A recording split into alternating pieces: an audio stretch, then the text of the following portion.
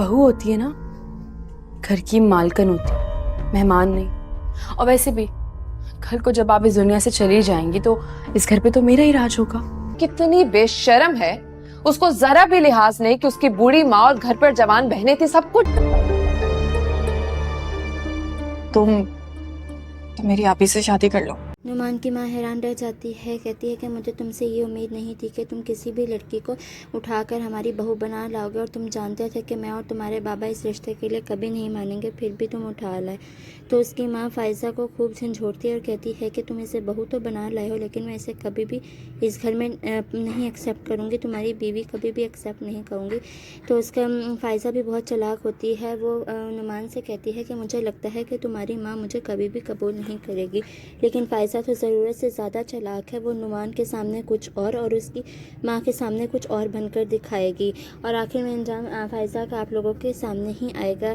ज़्यादा चालाक लोगों का भी नहीं होता। फिर दूसरा मलिहा नुमान को बुलाती है और कहती है कि तुम मुझसे मोहब्बत करते हो ना फ़हद? तो फ़हद कहता है कि ये भी कोई पूछने वाली बात है मलिहा।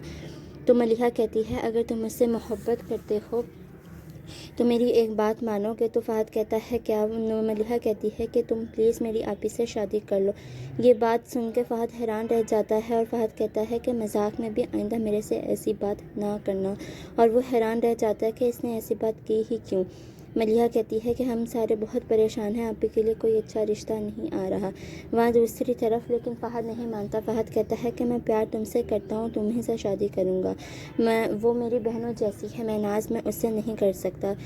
वहाँ नुमान और नुमान की बहन कहती है कि बहुत ही चालाक लड़की है, उसके घर में बूढ़ी माँ और जवान बहनें थी, उसने बिल्कुल भी एक दफ़ा भी अपनी बहनों के बारे में नहीं सोचा और मुंह उठा के तुम्हारे साथ चली आई।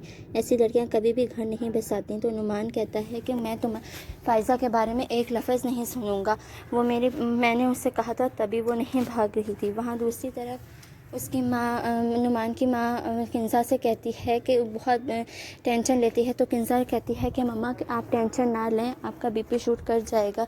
तो लेकिन उसकी माँ को तो इतनी हैरानगी, इतना गुस्सा होता है नुमान पे। वो कहती है कि बीपी मेरा नहीं, मैं इस लड़की का शूट करूँगी, मैं ऐसे इसको नुमान की ज़िंदगी से बाहर निकालूँगी कि रात चलता भी इस पर नज़र नहीं डालेगा। लेकिन किंज़ा कहती है कि मम्मा आपको कुछ करने की ज़रूरत नहीं। लेकिन नुमान की माँ को बहुत गुस्सा होता है क्योंकि वो सारा को अपनी बहू बनाना चाहती थी। वहाँ दूसरी तरफ जब अगले दिन फाइज़ा नुमान की माँ के पास आती है तो कहती है कि जो बहुएँ होती हैं ना, वो इसी उनका असल घर ससुराल ही होता है, वो यहाँ मेहमान बन के नहीं रहना चाहती। वो उसकी माँ को खूब बातें सुनाती है। उसकी माँ भी हैरान रह जाती है कि नुमान तो इसकी इतनी तारीफ़ करता है, इतनी सीधी सी लड़की है फाइज़ा। फाइज़ा कहती है कि जो बहू होती है ना, वो उसका घर ससुराल ही होता है और वो यहाँ मेहमान बन के नहीं रहती, और खुद आने वाली ज़िंदगी में अपने मर ही जाना है, तो इस घर की मालकिन तो मैं ही होंगी ना।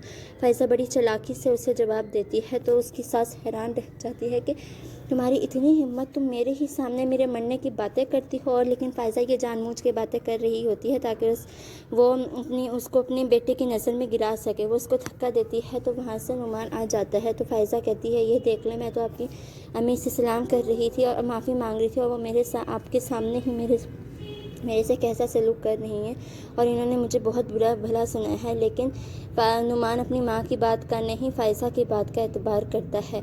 और आने वाले एपिसोड में आप इससे भी ज़्यादा इंटरेस्टिंग फाइज़ा की चालाकियाँ देखेंगे, जिसका उसकी सास को बिल्कुल भी भरम नहीं।